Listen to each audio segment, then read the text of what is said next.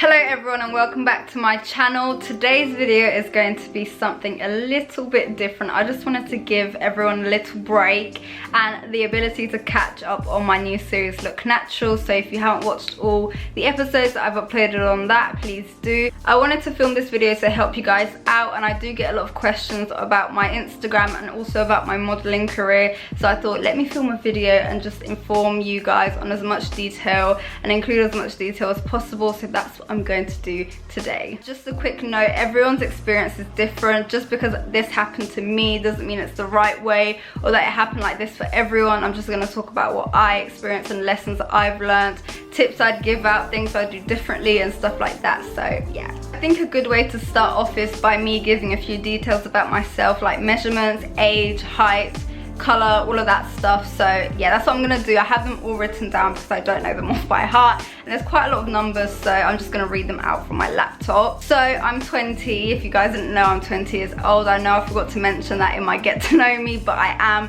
20. My birthday's in November, so I'm gonna be 21 this year. My height is 162. I think that translates to around 5'4". I'm like 5 foot inches. 5'4" inches. My hips are 35 inches wide. My waist is 25 inches. I weigh around 48 kilograms. I think that's pretty much stayed the same. I wear sizes 4 to 6 in the UK size chart, and I'm a size 4 UK shoes as well. And my bust is 32C. So those are just kind of the general measurements that you get when you do modeling. You do all the measuring. I missed out a few because they're kind of irrelevant, like arm's length and stuff like that. But those are the main ones. So if you guys wanted to know my dimensions and just like figure out how wide, tall I am, those are those. I'm quite short. People think I'm always taller than I am, but I am 5'4". So this video is about my Instagram and modeling, but I feel like they both happened because of one another. It's not just like I did one and then I did the other. So I'm gonna tell you the full story very briefly. I'm gonna try and be as detailed and brief as possible because I don't want it to be boring. So I started my Instagram when I was like 16 years old, so 2016. And at first I was just posting whatever I wanted. It was kind of private, just me, my friends, people I knew kind of vibe. I decided to go public for some reason. I was still kind of posting just, you know, whatever I wanted. Selfies, this, that, the other, not really having a vibe, you know. And then yeah, I was posting my selfies, and then I would post on Twitter as well. And one of my selfies actually went viral on Twitter. And then people started following me over on Instagram as well, so my follower count started going up and up and up. But what I was posting pretty much stayed the same during this period, so it wasn't really like I had an idea, oh, let me start posting this. It was just like selfie, selfie, selfie, picture of a house, picture of a flower, selfies. Like, you know, there wasn't really a theme. Instead of theme, I think I'll say niche. I didn't really have a niche, but I did have a theme. I tried to stay like color coordinated, have everything matching and stuff. So I didn't have a niche, but I had a theme. And then I think I got to around 20k followers, which was like 2017, so around a year after I started. And then I decided to delete my Instagram because I just felt a lot of pressure. I didn't like the fact that so many people were watching me. It was just like a weird experience. I just felt very on edge, so I deleted it.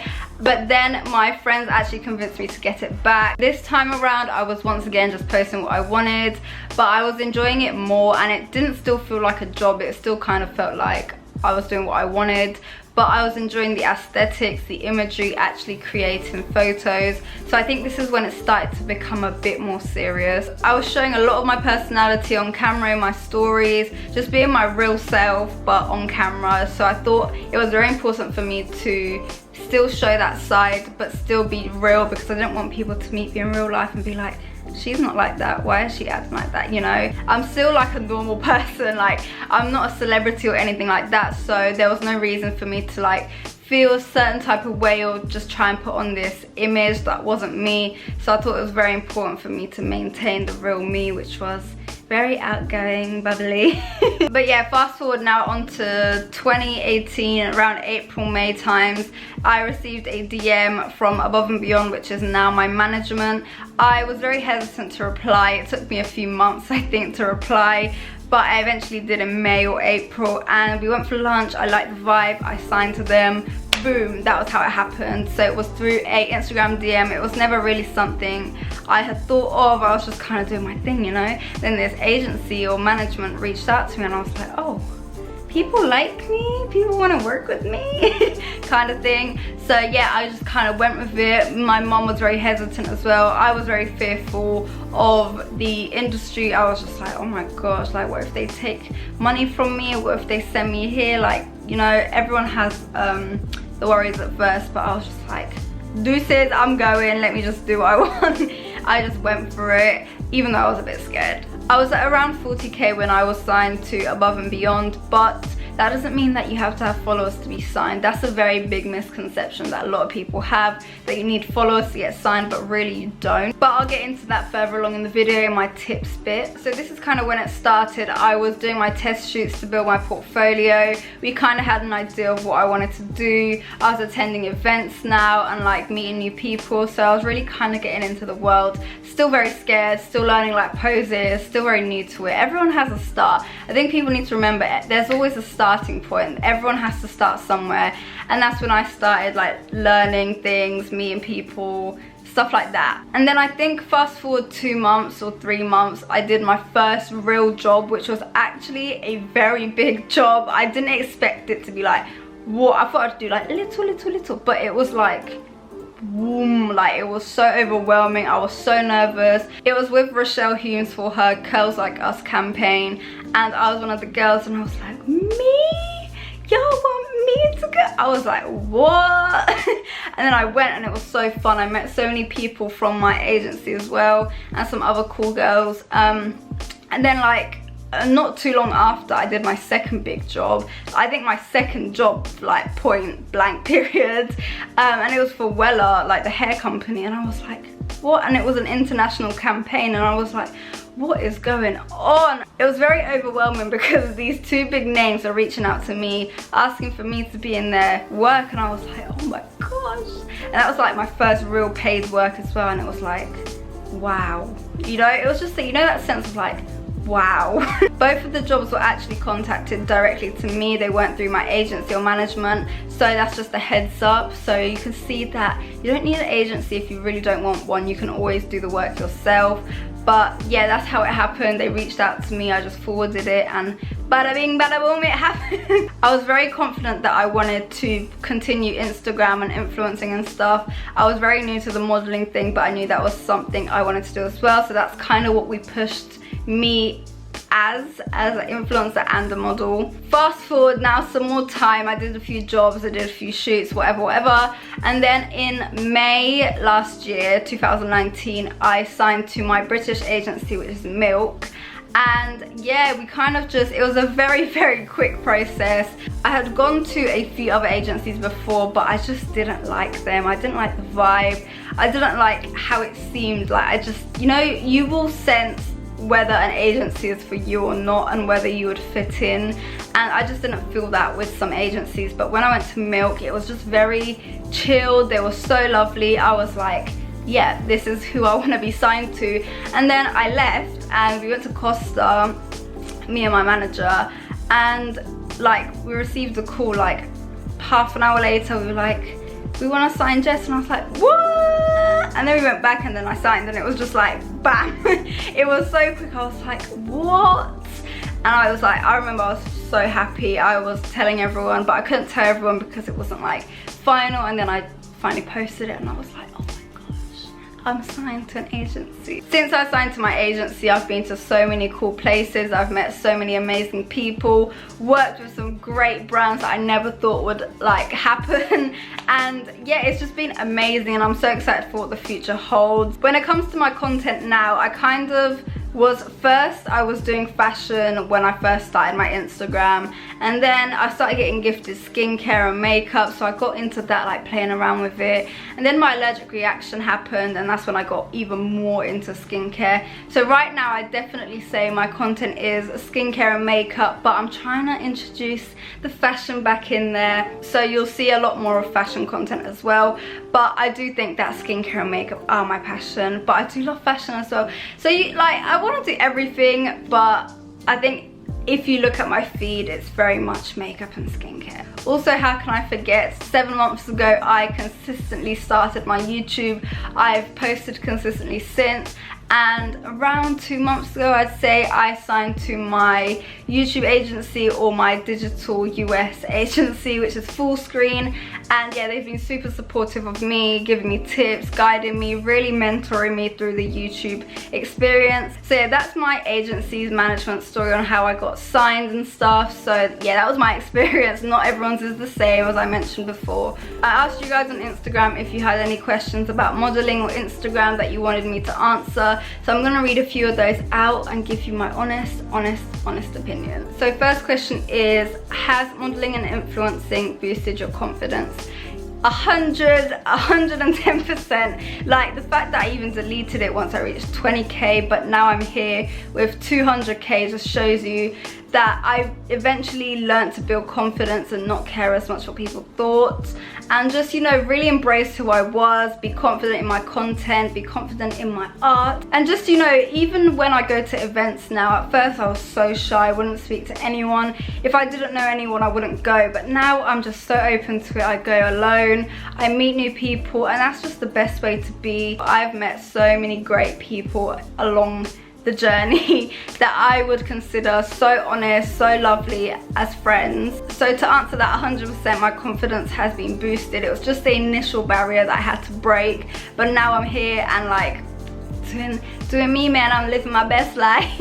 Second question is, how do I have a head start? I think if I was to give any advice for anyone or something I would do differently, is that I would figure out my niche sooner rather than later. I would figure out what I want my content to be and what I want it to be centered around, so you really have a focus and you know what to do, what you want to post, so you can start brainstorming ideas, stuff like that. Just an example, think of your favorite person on Instagram or images you love seeing, and think, why do I love looking at these pictures, or why do I like their content, and why am I so drawn? And you'll eventually find a reason why, and you'll see that this is why I just love the whole page in general. And you'll see that everyone, even if it doesn't seem like it, has a niche that you go to when you need something, you want inspiration or stuff like that. So yeah, main tip is, I think I'd find my niche soon. Next question is, how do you find a trustworthy agency? I think something I realized is that everyone's experience is different with agencies. I know people that are at agencies that I didn't really like, but they say that their experience is great and they love them. There's just so many different opinions,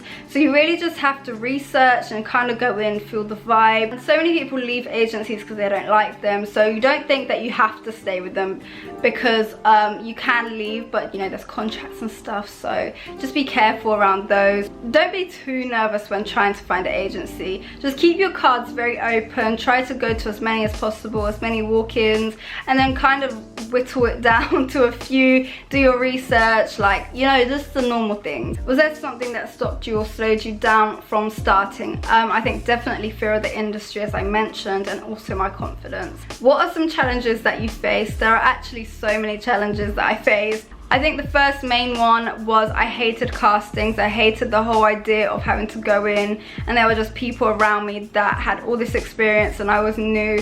But something clicked in my head and was like, these people don't know me. They don't know that I have no experience. You just have to walk in there like you're Naomi Campbell, like you've had all this experience, your face on, like brave face on. With castings, I just had to remember that if I don't hear from them or if I hear a no, on to the next job it is. That's just the process of the whole industry. If you hear no, you can't think, oh my gosh, no one wants me, because you need to think there are so many brands, there are so many photographers, there are so many shoots, there's just so much room for everyone. Just because this one brand doesn't want you in this one job doesn't mean they don't like you. It might be that you just don't fit this particular job. I've had brands say, we just don't want you for this job right now, but we'll keep you in mind for other ones. That's just how it is. Another challenge I faced was budgeting and saving money. I lived outside of London, but everything was in London, so I was kind of like trying to pay for my train tickets, but I'd quit my job because I wanted to do this,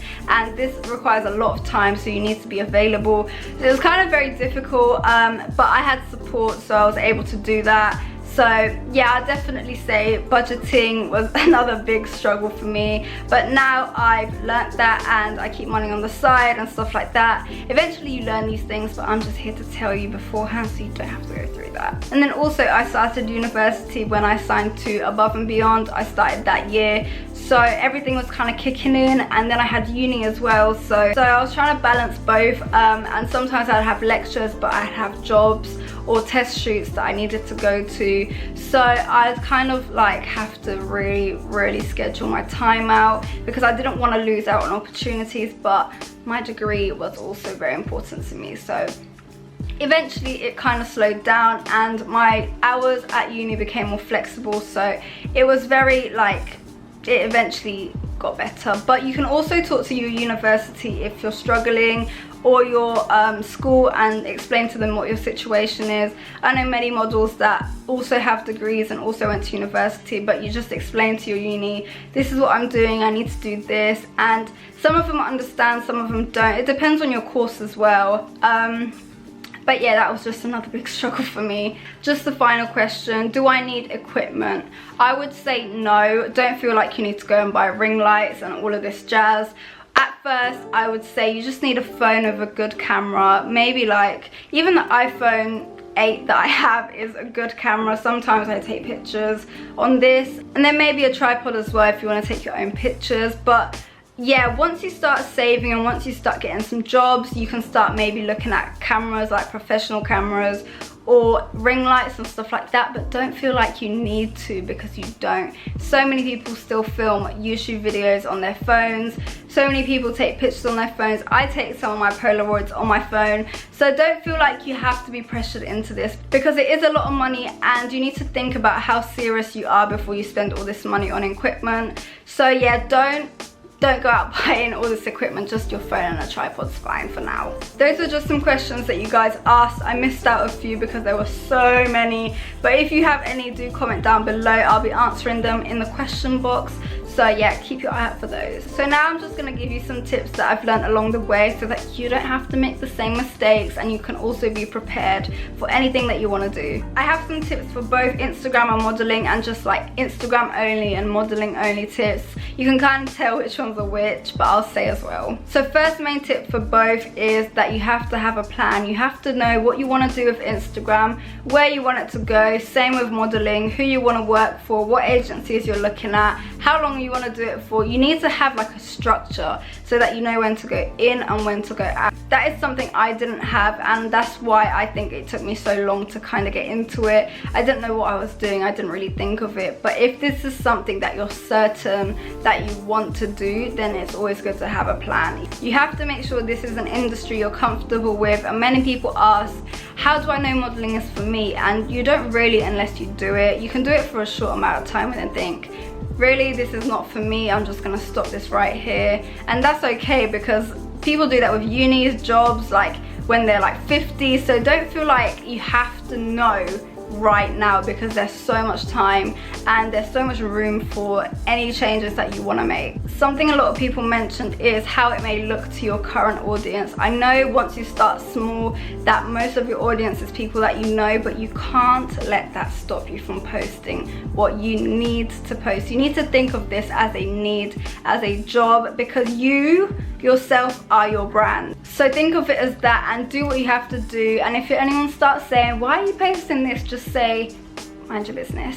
Following on from my budgeting challenge, I would definitely say save as much as you can, because you never know what emergencies might come up, where you'll be sent to if you have to go to Manchester. Some of them don't cover travel, so you always have to be prepared for what may come. Most of the time these things are covered, but things like test shoots and building your portfolio, sometimes you have to pay. So definitely a big heads up, save for those. Also, following on from my balancing uni and modeling life, availability is very important. As I said, I actually quit my job so that my schedule was free, because you never know when you'll get emails at like 10 p.m. saying you need to be here in the morning, because that's happened to me, and you just have to be like yep because when that becomes like your only stream of income, you'll be like, I need to do this. So you'll find a way to do it. You'll find a way to go to Manchester at 7 a.m. the next day. So make sure that your availability, it doesn't have to be all the way free, but as long as there's some days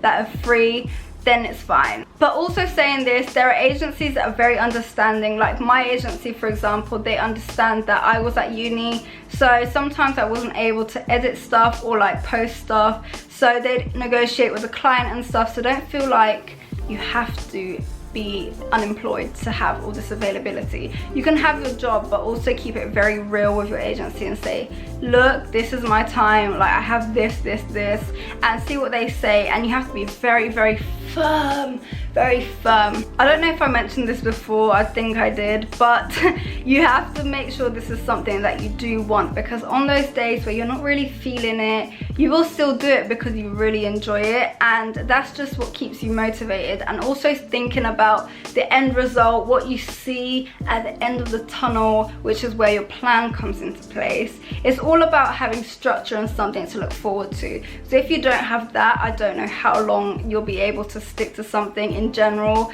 So think of that when you're thinking about doing this or anything. If you are looking for agencies and you are looking to sign, do take some Polaroids at home, just, you know, blank canvas behind, just a white wall, basic desktop like this, no makeup or minimal makeup so that you can see all your features, side profile, front, and also some videos of just introductions and, you know, walking, bikinis, all of that jazz. If you do have curly hair like me, do take some curly and straight hair pictures so that clients can see that you can do both. When you are thinking of modeling, think about what you're comfortable with, think about what you don't want to do. For example, I'm not comfortable with nude shots and stuff like that, but other people might be. Some people might not be comfortable in a bikini, but others might be. Just think about what it is you're comfortable doing and what you're not, so that you can say straight up to your agency, like, look, this is not what I want to do, don't put me forward for these jobs because I'm not gonna do them.